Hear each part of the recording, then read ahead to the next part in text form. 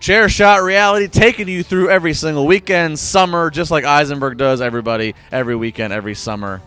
You picked up the pun there. I did. Eisenberg, LeBar, I'm back from the beach. Hey, you came know back. what? The girls love me. Bikinis, beer, and not LeBar. I'm cool with that. Not even 60 seconds in, and he has the douchebag comment. There we go. That is me. That's my trademark. Hashtag D-bag. Hashtag Raw Pittsburgh was this past week. Raw was in Pittsburgh, and then hashtag SD Live or SmackDown Live. First week of the brand extension, Josh. And let's talk first off just overall plus or minuses. Raw got the better show. Sure. Raw had the better show this past week. Pluses, I would say, the old school graphics. I thought that was great. The song, you went from a rap song from 3 years into Shinedown, obviously my favorite band, so I enjoyed that. But getting into the action of it, Finn beginning and ending Raw, establishing new stars, establishing new characters. I think Raw was the point where you saw Finn Balor from the beginning and the end, and you saw everything else kind of filter in. You saw a complete 3-hour show, albeit I didn't really care for the 2 squash matches, well, technically 3 if you want to count Neville's match.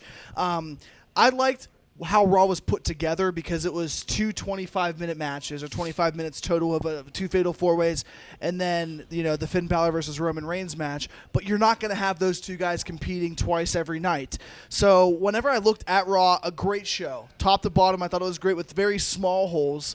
When I looked at SmackDown, I enjoyed SmackDown. I thought SmackDown was a great show as well. You saw the lack of talent overall from the 2 rosters, and there needs to be some guys either signed or brought up to fill out those 5 hours of programming between 2 shows. Nobody wants to see Enzo and Cass in the Shining Stars each week. Nobody wants to see Neville in a squash match or Braun Strowman or Nia Jax in squash matches every single week. So how do you fill those gaps? And I know what you're going to say, but it's okay to be down for a segment or be down for 2 segments. But whenever you have that consistency of having Finn Balor top to bottom, Seth Rollins didn't compete, but I was scared to see that these rosters might be more thin than you think they are. Well, Raw was the better show, but let's not be surprised. When they put out the draft rules, we knew Raw was going to be a better show because we had more to work with. So, but that being said, and we'll get more into SmackDown. SmackDown was not bad. It was not. Quite frankly, it was the best SmackDown in the last 5 years. So it had one of the best Raws in recent memory to follow, which nobody wants to follow that. I like the production elements. Yes, it did feel more old school. Even when they were getting ready to introduce the Nia Jax squash match. How the commentators are standing there introducing it. It felt like old Gorilla and Bobby Heenan, introducing whatever TV star who's going to squash whomever to build to the pay-per-view. To the squash matches, I obviously shout out to Britt Baker. If you guys didn't catch it, Britt's done Chair Shot Reality with us. She's from Pittsburgh, IWC graduate.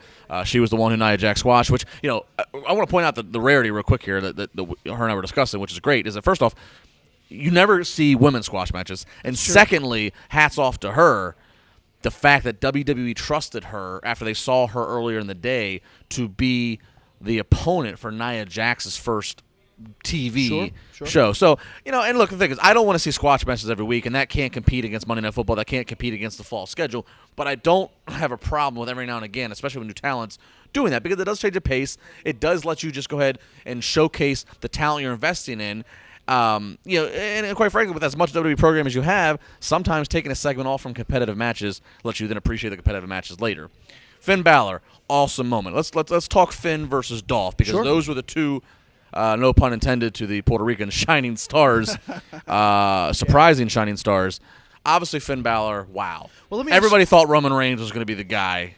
At least I did. I actually think being there live, we were both there live. I thought when Finn won that fatal 4-way, there was no chance that he was going to lose in the main event.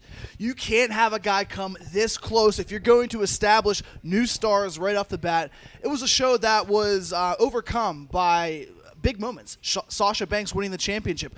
But when you have Finn Balor versus Roman Reigns, I didn't think that it would end cleanly, but I didn't think that Finn would have been a guy that took the loss. Then you go to SmackDown, and that was even more shocking to me than Finn Balor because out of all of those guys, the only person that I thought would be less likely to win was Apollo Crews. I think he had no opportunity to. And I said, Dolph Ziggler, maybe. Baron would be interesting to see that happen, maybe a little too soon. Bray Wyatt was my pick. Bray Wyatt was my pick as well. To be honest with you, I loved Finn on Raw. I really like Dolph Ziggler, and you know that. I've been a Dolph Ziggler fan for a long time. But at the same time, I don't think this is the right moment for Ziggler.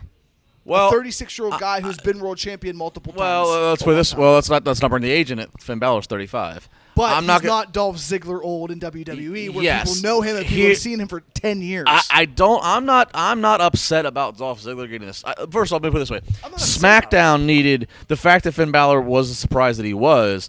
It was SmackDown's chance. It was SmackDown's retaliation to give another surprise because again, we just said nobody was really expecting Dolph Ziggler.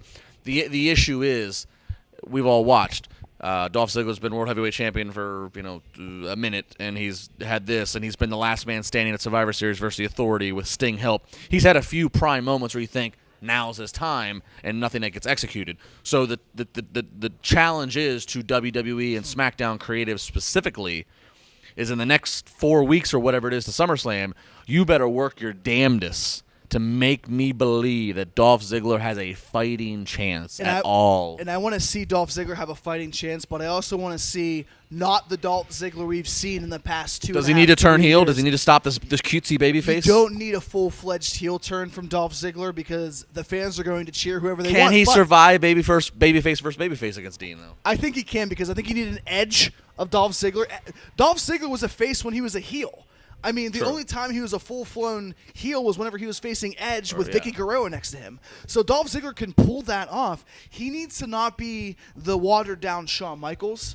He needs to be the heel John Morrison, the guy that could never be bad enough to be a full-blown heel, and a guy that in the ring can be better than anybody, but have even a cockier, more aggressive edge, if that makes sense. Justin Cummins is marking out for your John Morrison can imagine, reference. Right? We'd love to know what you think at Josh Eisenberg 4, at Justin LeBar on Twitter. You can, of course, you go to the Chairshot Reality Facebook. Leave a comment on YouTube. Leave a comment on WrestleZone. There is no way you're not going to get through to us and not going to get enough of us. We got plenty more all weekend long as we're going to get some heel or face going on. We're going to talk about Randy Orton. And, it's going to get interesting as we have to talk the Beast Incarnate. My boy. Brock. My boy. Lesnar. I'm excited. Don't go anywhere.